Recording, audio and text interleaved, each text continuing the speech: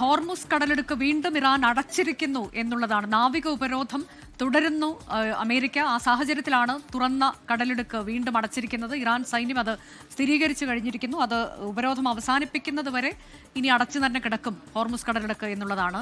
P James വിവരങ്ങളുമായി. P James, ഇന്നലെയാണ് Hormuz കടലിടുക്ക് പൂർണ്ണമായി തുറന്നു എന്നുള്ള വാർത്ത നമ്മൾ കേട്ടത്. വളരെ സന്തോഷത്തോടെ ലോകം ശ്രവിച്ച ഒരു വാർത്ത കൂടിയായിരുന്നു അത്. ഡൊണാൾഡ് ട്രംപ് ഇനി ഒരിക്കലും അടക്കില്ല ഹോർമുസ് കടലിടുക്ക് ഇറാൻ എന്നൊക്കെയുള്ള പ്രസ്താവനകൾ നടത്തുന്നത് നമ്മൾ കേട്ടതാണ്. ഇതിപ്പോൾ എന്താണ് ഇങ്ങനെ ഇറാനെ ഒരു പ്രകോപനത്തിന് കാരണമായത്? നാവിക ഉപരോധം തുടരുന്നു എന്നുള്ളത് അവരെ അത്രമേൽ പ്രകോപിപ്പിച്ചിട്ടുണ്ട്. അപ്പോൾ എന്താണ് ഇനിയിപ്പോൾ നടക്കാനിരിക്കുന്നതെന്നാണ് കരുതേണ്ടത്?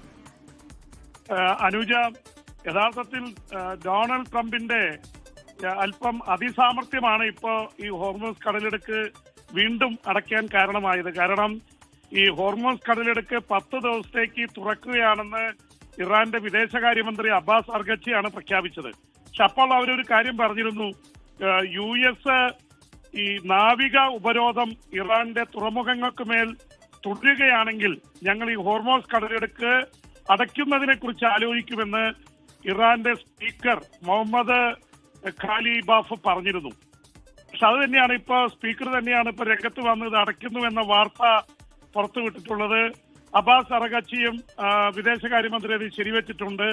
ഇപ്പോ വലിയൊരു ആകാംക്ഷയോടെയും ആഹ്ലാദത്തോടെയാണ് ഈ തുറക്കാനുള്ള തീരുമാനത്തെ എല്ലാവരും എതിരേറ്റിരുന്നത്.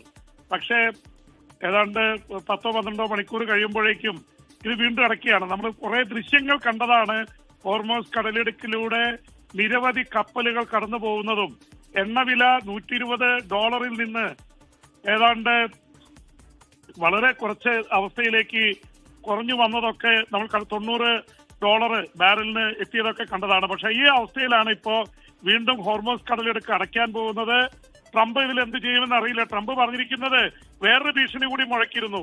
2ാം വട്ട ചർച്ച തിങ്കളാഴ്ച പാകിസ്ഥാനിലെ ഇസ്ലാമാബാദിൽ നടക്കാനിരിക്കുകയാണ്. അവിടെ നടന്ന ചർച്ച പരാജയപ്പെട്ടാൽ തങ്ങൾ ഈ വെടിനിർത്തൽ അവസാനിപ്പിക്കും എന്നുള്ള തരത്തിലാണ് അവർ പറഞ്ഞിരുന്നത്.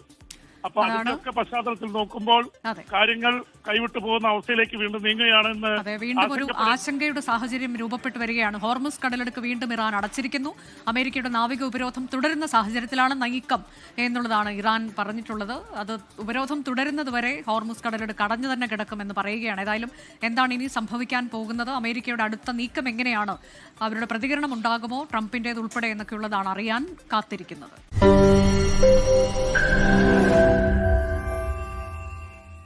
ലോകത്തെവിടെയായാലും ഏത് സമയത്തും 24 വാർത്തകളും ഓഗ്മെന്റഡ് റിയാലിറ്റി പാക്കേജുകളും എക്സ്പ്ലെയിനറുകളും വിശദമായി കാണാൻ ഞങ്ങളുടെ യൂട്യൂബ് ചാനൽ നിങ്ങൾക്ക് സബ്സ്ക്രൈബ് ചെയ്യാം.